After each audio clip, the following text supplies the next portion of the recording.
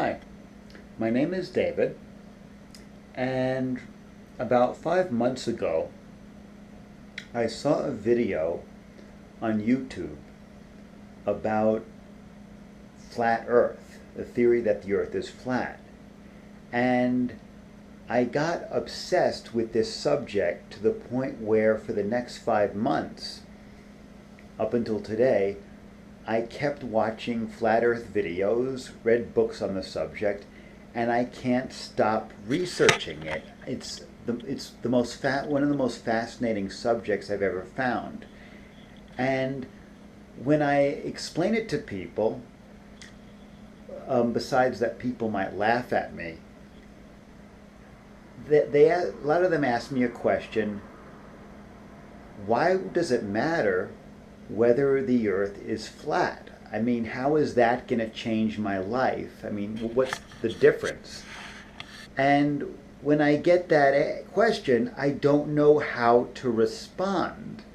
And I just look like kind of like an idiot who might have to admit maybe it doesn't make a difference, and that instead maybe I should, studying flat Earth, maybe I should just meditate or something like that. And so I don't know what to say. But I'm going to make this video to really try to respond to that question. Why does it matter that the Earth is flat? Now, part of it has to do, and I think this might be true with a lot of people into the flat Earth. It's, by the way, a very booming thing. A lot of it has to do with an emotional reason, I think. Because a lot of us might be like have had bad experiences with institutions like the academia or government that promote the heliocentric model, and if it turns out the flat Earth thing is right, it's sort of like this feeling of satisfaction that maybe I don't have to force myself to fit in to a society or an institution or a club that's not really that great anyway. And so, yes, I do have like an emotional attachment, emotional interest in the Earth being flat. And so, but I think that there's a lot more than that. There's a lot more than just an emotional thing going on, and I'll try to explain it as best I can. When I study the flat Earth model, a lot of things become clear to me, and a lot of things start to make sense that didn't make sense before. Like, for example, it used to be that the sun, ever since I was a kid, the sun and moon always looked the same size. And on the flat Earth model, they are the same size because they're just, maybe a few thousand miles away and moving over the Earth. And by the way, the flat Earth model looks kind of like this. I hope you could see that well. And the sun goes around it like this. Once around is 24 hours. And the moon goes around it as well. So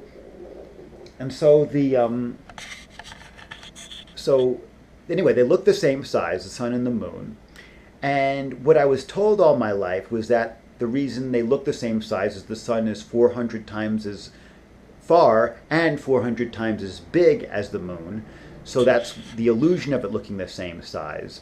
And the fact that the idea that they look the same size because they are the same size feels better to me, or it makes more sense to me. And it'll come clear with a few other things I'm going to mention. And another, so that's one thing where something that seemed weird now makes sense. Another example of something that seemed weird and now makes sense has to do with flight paths. I've been to Peru a couple times, and whenever I've gone back from Peru to home, I would go from Lima, Peru to Los Angeles, California, and then to Denver. And on my flight, I would meet Australians who were also going back home. And I just thought, isn't that weird that they go home by going from Lima to Los Angeles to Sydney? But when I found out about flight paths that there are no nonstop flights from South America to Australia. Like if you go from Santiago, Chile, to, let's say, Auckland, New Zealand, or Sydney, Australia, you have to go through California. And on a globe, that makes, of course, no sense, because if you look at, South America, and you just go across the South Pacific Ocean to Australia, it should be like an 11-hour flight, but instead you have to go from. It makes sense on a flat Earth map to go from. If you look at the flat Earth map, California is exactly on your way to either Auckland or Sydney, Australia. It makes perfect sense. And it's the same thing with these other southern cities, like, if you want to go from Sao Paulo, Brazil to Johannesburg, South Africa, you have to go up to Senegal before going to South Africa. Or if you want to go to Johannesburg to Perth, you go up to Dubai and then go to Perth, or go to Coco Island and go to Perth. And on a flat Earth map, that all makes sense. So there are plenty of things that were weird to me before and make sense now.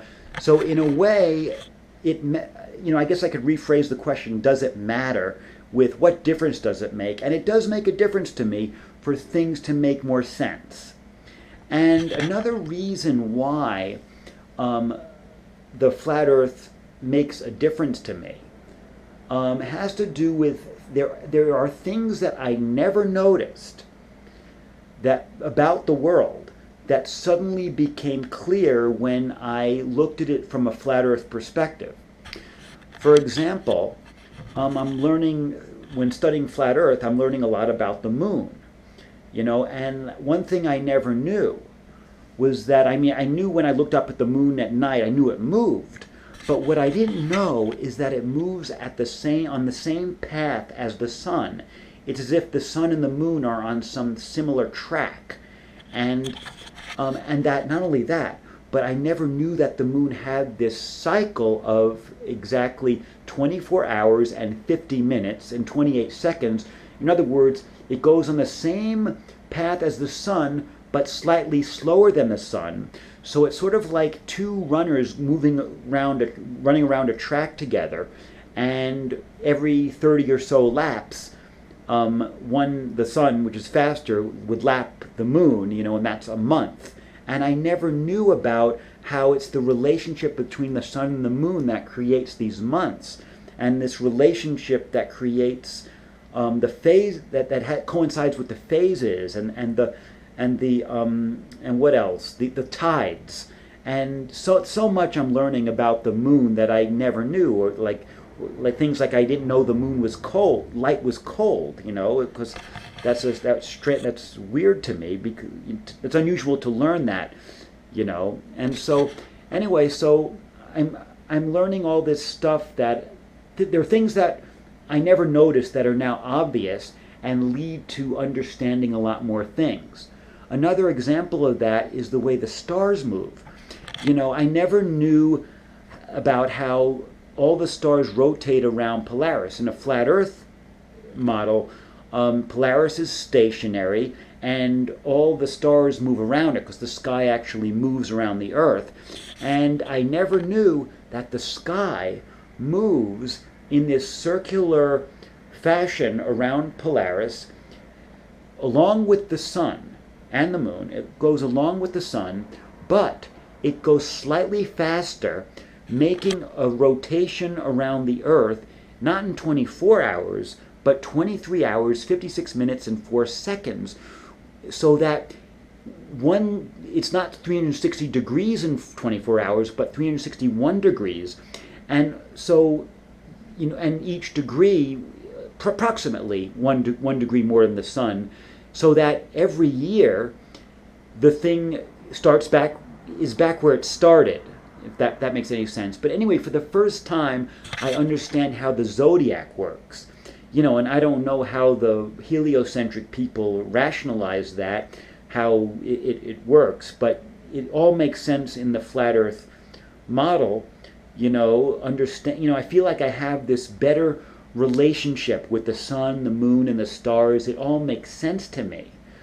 And with the heliocentric model, not so much. And so there are other things that become apparent or become even more possible when I perceive the world through a flat earth perspective.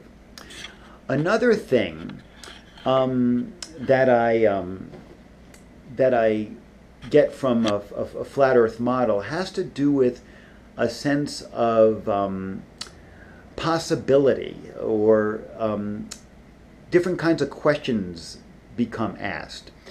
So there are all these flat earth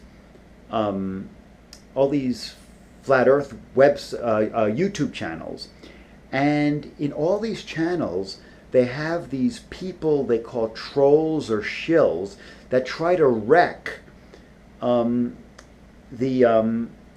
conversation by acting really crazy, trying to steer people away from flat Earth.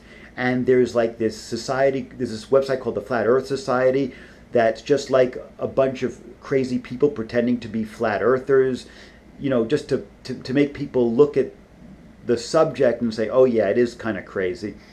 But anyway, and when I see that, I wonder if if the flat Earth idea is hitting a nerve somehow with big institutions that might seem invincible. But what if people discover that this is the case? And flat Earth, it sounds like it's a kind of conspiracy type thing, which in a way it might be. But what's different about like this movement, the flat Earth thing, than conspiracy theory, then let's say conspiracy channels like Infowars.com or David Icke or whatever. What's different is with flat Earth, there's a sense of optimism about it. It's like a happy thing, and I'll tell you what I mean in a second. It's sort of like if all these people are trying to tear it down, it's sort of like you wonder, maybe the so-called powers that be aren't really as powerful as they believe as people think they are. It's sort of like let's say a schoolyard bully, that bullies other kids in school. Let's say you ask the question, is that bully really as powerful as I'm led to believe? That makes a difference, about what's the difference, that makes a difference. Another thing that makes a difference is the question, is it possible that I could do something, like maybe through training or knowledge, whatever, that I could become more powerful than this bully?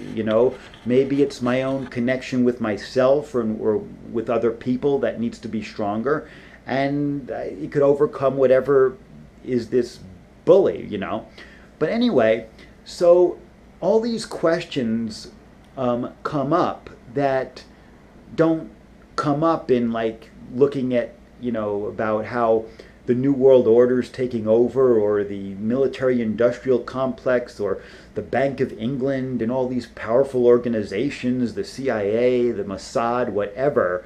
Like you get it with other conspiracies, it's like a sense of helplessness. But with flat Earth, it's the opposite. And so anyway, with flat Earth, all these questions come up with every subject, because if the shape of the Earth is questioned, so many things become under question. Like, let's say physics. Like in physics, flat Earth, the heliocentric model depends very much on the law of gravity. Because you need gravity. Newton invented gravity so to explain how everything sticks to the Earth, to explain how everything orbits the sun. It's like this major force that the heliocentric people can't do without.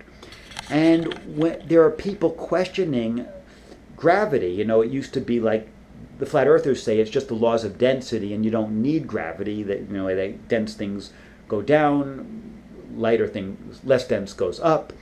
And so I've seen there's even some YouTube channels showing that equations that people use, like in physics, like for example, the equation force equals gravitational constant times the mass of 1 times mass 2 over d squared. The idea that gravity is proportional to the mass, the goes up with the two masses, and it's inversely proportional to the distance. Anyway, people have shown that famous equation we learn in physics has been actually based on an experiment in 1798 that's never been replicated, and basically this gravitational constant's just been made up. And it's like, and then like Einstein's theories, how he relates gravity to energy and mass and light and space and time, how he makes these simple equations, that make everything seem to fit. I see all these videos questioning that, and I think, oh my God, it's amazing that all these bright physics students all over the countries haven't noticed this. It's like something to notice that, famous experiments like Michelson-Morley, the way they were misinterpreted by people. I mean, it's like, it's ridiculous. I mean, it's amazing that people can not see things, how they could be blinded by a model that they've learned since they were little kids. It's just amazing. And when you think of physics, if physics can be questioned, imagine sciences that aren't even hard sciences, like psychology or law. I mean, I don't even want to go there, but just imagine what kind of nonsense you might find there, And so anyway, so physics, is under question. And what about subjects like history? We have this idea about there's this guy Magellan. He sailed around the world, around the world, and with Copernicus with the heliocentric model, and then with Galileo saying, "Oh, I have a telescope. This Copernicus guy's right," and Newton with the gravity that makes it all fit. And, the whole thing about history, is also under question. What I've been learning from studying this flat Earth stuff is that in the 1800s there was this huge flat Earth movement, something you never hear about, and there was this amazing guy named Samuel Rowbotham, who was this inventor and author and an astronomer. He wrote this book, by the way, Earth Not a Globe. And the guy used to, travel all over England and fill up concert halls and talk about how, people are deceived into thinking the Earth is a globe when when the Earth is flat. And he would challenge people to debates, and nobody could beat him. And he's a guy you never hear of. It's kind of like the way in school you learn about Thomas Edison being this great inventor, but you never hear of Nikola Tesla. And so it's just amazing what you learn, what I'm learning, and it opens up the question, who else haven't I heard of that's really amazing? It's just, so questions open up about history. And, my favorite subject happens to be geography. And so many questions open up with flat Earth, because when I look at a map, I always wonder what different countries are like. But the question that I have now is, what is not on the map? What is not being shown? It's like, and especially with regions like the Arctic and the Antarctic, where people are not allowed to go. I mean, they have, you wonder if the Ball model is to keep people locked into a mindset where they're not exploring Antarctica and the Arctic. And, these places might be the coolest places ever. I mean, there are There are a lot of the folklore of the indigenous people of the North, for instance, like the Eskimos and the Norse. They have stories about how it gets warmer as you go higher, and that there's a hole or a canyon in the center where it gets tropical, and there are mammoths running around. There's a race of humans that are really tall, and I mean, I've heard all kinds of stories. And there was actually a guy from Arizona who believed in this hollow earth theory, who went up there recently, but he got stopped by a Russian military ship. But anyway, all these questions open up from being into flat Earth about geography. And another subject that is now fascinating me about what also opens up is religion.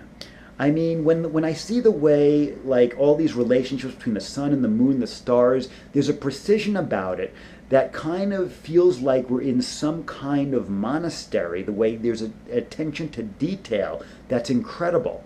And, and all these religions, the world religions, whether it's Judaism, Christianity, Islam, Buddhism, Hinduism, Native American religion, they all believed in a flat earth, and they all, and some of these religious texts have real knowledge about astronomy that we don't have. Like in the Vedic Hindu scriptures, they could predict, they had a flat earth cosmology, and they could predict eclipses, and they say, how it's not about the earth, it's about this other this other celestial body they call Rahu, that's a dark body that's not visible.